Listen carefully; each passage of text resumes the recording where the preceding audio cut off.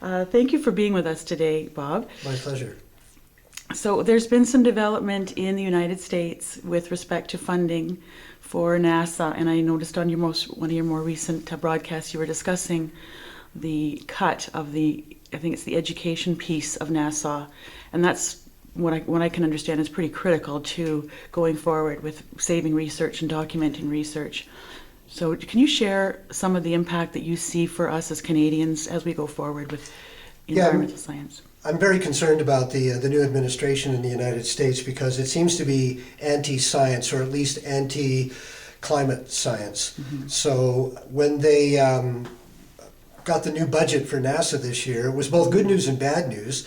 They got almost full funding, which is great. So it's just a little bit down from last year. That's good news. But they cut, as you said, both the education, a big part of the education department, and they also cut 4 or 5 upcoming missions that look at planet Earth. So a satellite that was called OCO-3, which looks at carbon dioxide emissions. Okay.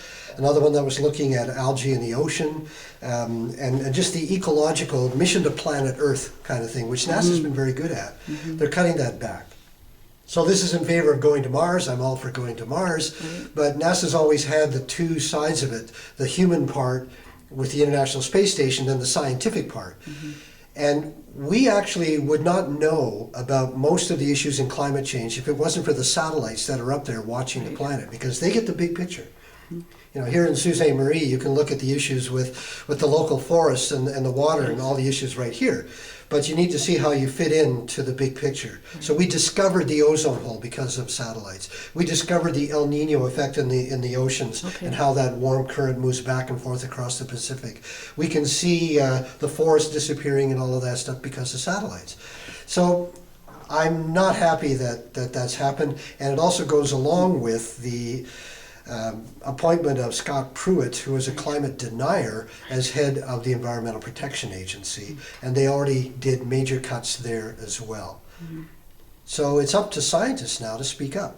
Right. This is a challenge. Rather than just say, gee, this is really terrible, it's time for scientists to be more outspoken. And there is going to be a march on Washington on Earth Day. Okay. And so let's just see what the scientific community does in response to this. All right, and Earth Day, if I remember, is April 22nd? April 22nd, that's correct. So are there Canadian scientists that will be joining that march, do you anticipate? I wouldn't be surprised. I don't know of any personally, but I know that there's, scientists don't usually do that. Correct, They're usually funded by government, so they don't want to speak up against the government. Right. But this time, they're saying, look, this isn't right. We've got to do something about this. Right. The issue is serious enough that let's go march on Washington. So we'll see who shows up. Right. A problem in Canada under our previous government. True. There was the muzzling of scientists. Scientists at Environment Canada couldn't even speak about their work. Right. They couldn't speak at conferences. They couldn't speak on my show. Oh my God. We actually would see a scientific paper come out from a Canadian scientist, a federal Canadian scientist, on climate change. And normally we just call the scientists up and say, will you come on our show? And they say, sure. And there was a period where we would call them up and they'd say, well, sure, I'd like to come on, but first you got to go through the Prime Minister's office and get permission. And that permission wouldn't come. Wow. Our own Canadian scientists appearing on a Canadian science program. That was wrong. Fortunately, that's been eliminated. But we've had this problem here too.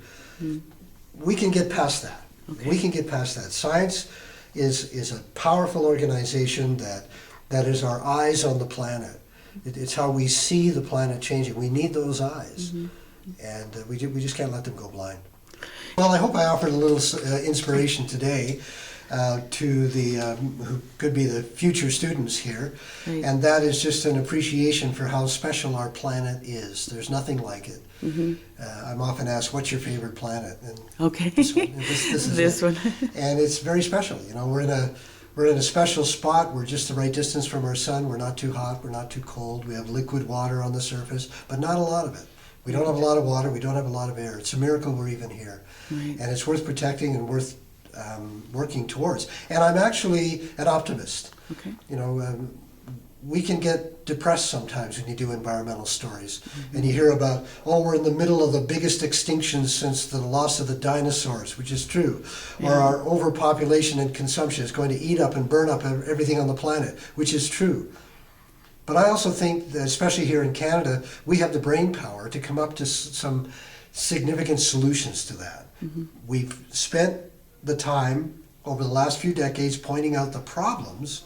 Now let's focus on solutions. So yes, the Earth's going to get warmer. Okay, how do we adapt to that? What are the mitigation plans? And adaptation, and how can we reduce our impact? I think we're smart enough to figure that out. Right. And those solutions are in the young minds Right. that are going to come to colleges like this one. So Right. we need them. They're the future. Right, well, thank you. One last question is, out of all of the people that you've interviewed, and you've interviewed many, many people, do you have one or two that is particularly a favorite of yours that you can share? Well, we did a little calculation. I've been doing Quirks and Quarks for 25 years now, Okay. and I've done roughly 8,000 interviews in that time. So to pick one, Yes. every week people tell me really great stories, and it's always new and it's always really interesting. One scientist who inspired me when I was first beginning was the late Carl Sagan. He inspired a lot of people.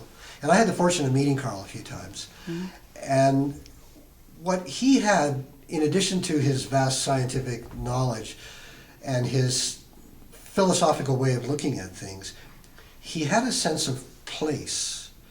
So that if you asked him, well, what's it like on Mars, he would tell you what it would be like to stand there, what you would feel, how the wind would sound, what the ground would feel like under your feet, how you'd feel a little bit lighter because the gravity's low, how it'd be really, really cold. It'd be a cold wind blowing on you, but a light wind.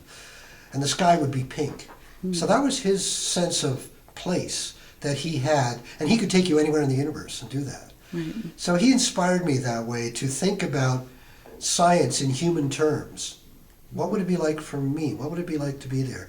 And I've taken his inspiration and I try to do that as best I can, not just with space, but with any science. I'm very visual in my thinking, so I try to imagine things and picture things in my mind. Because to me, you know, science, you put on these glasses and you look around and you look at the same world that everybody else sees, but you just see it in this exquisite detail. Whether you're looking down into the very small, you're looking at quirks and quarks, or, you know, cells in a leaf, or you're looking out to the edge of the universe, it doesn't matter. You just see this amazing detail. And you see patterns, you see how things are all connected. That's what science does. And in environmental science, that's even more special. And it shows our place in it, in the environmental sciences. So that's why I find it fascinating. So yeah, once in a while I meet a big name in science. Someone, every year when the Nobel Prizes are given out, I talk to them. That's really special for me.